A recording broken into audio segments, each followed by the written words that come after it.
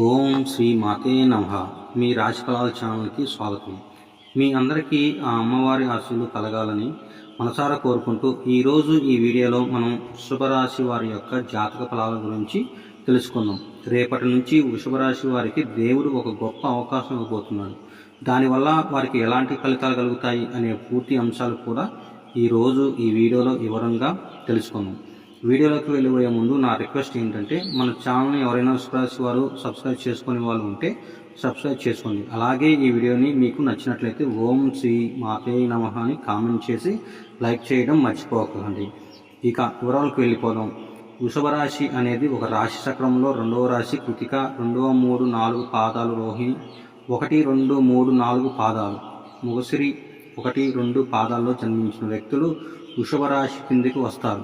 ఈ రాశి అధిపతి శుక్రుడు. ముందుగా వీరి యొక్క వ్యక్తిత్వాన్ని మనం గమనించినట్లయితే కనుక ఈ భూమి మీద నివసిస్తున్నటువంటి ప్రతి మనిషికి కూడా ఆరోగ్యంగా ఉండాలని, ఆనందంగా ఉండాలని, ఆర్థిక పరంగా కూడా ఎలాంటి కొరత లేకుండా ఉండాలని కోరిక ప్రతి ఒక్క మనిషికి కూడా ఉంటుంది. అయితే వృషభ రాశి వారికి కూడా అలాంటి కోరికలు ఉన్నాయి. మీరు ఇప్పటికి వరకు కోరుకున్న కోరికలు నెరవేరిన కోరికలు కూడా ఉంటాయి. అయితే వృషభ రాశి వారికి దేవుడు మళ్ళీ ఛాన్స్ ఇవ్వబోతున్నాడు. దాన్ని మీరు ఎలా వినియోగం చేసుకుంటే చాలు, మీకు ప్రతి పరిస్థితి కూడా మారిపోతుంది.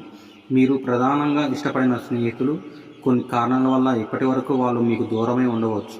మీరు ఆ మిత్రులని మర్చిపోలేక మనసులోనూ ఎంతో బాధపడుతూ ఉంటారు. కానీ ఇప్పటి నుంచి మీరు ఆ విషయంలో బాధపడాల్సిన అవసరం లేదు. ఎందుకంటే రేపటి నుండి మీకు దూరమైన స్నేహితులు మీకు దగ్గరయ్యే పరిస్థితి అయితే కనిపిస్తుంది. అయితే మీరు చేయవలసిందల్లా ఏమిటి అంటే, గతంలో మీరు ఏ విషయాల కారణంగా దూరం కావాల్సి వచ్చిందో వాటినన్నింటినీ కూడా క్లియర్ చేసుకొని మళ్ళీ ఒకసారి అలాంటి పరిస్థితులు ఏర్పడకుండా చూసుకోవాలి. అప్పుడే మీ స్నేహితులు మీతో విడిపోకుండా ఉంటారు. అంతేకాకుండా మీకు ఎలాంటి పరిస్థితులు ఏర్పడినా కూడా ధైర్యాన్ని ఇస్తూ మీకు సపోర్ట్గా నిలబడతారు. కాబట్టి ఇలాంటి స్నేహాన్ని ఎప్పటికీ కూడా విడిపోకుండా చక్కగా చూసుకోవాలి.